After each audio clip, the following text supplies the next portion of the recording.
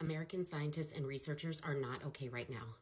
Is anyone reporting on what happened yesterday at a research conference in Orlando, Florida?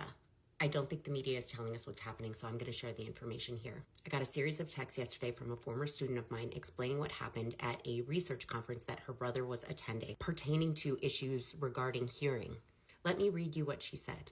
My brother has been at an NIH conference, that's the National Institute of Health, for neuroscience, and a lot of the auditory research events were canceled because it's considered DEI. Some of the residents of the hotel wearing MAGA hats trashed posters because it was a talk about the diversity of afferent firing in the cochlea.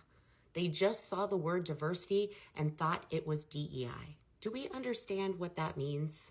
Diversity of afferent firing in the cochlea. We're talking about the different ways that nerves are firing in the inner ear. People think that's DEI. Many of my brother's colleagues are getting messages that their funding is getting pulled even though it was already earned. And this is just one example of an entire field being dismantled. I'm sure you're hearing about plenty of others. I am not hearing about plenty of others. He said the conference is like a funeral for the field. People have just been crying all over the hotel. It's maybe one of the most stressful times for him and his colleagues. Basically, all conference long, he's been finding out all of his postdoc opportunities have been evaporated.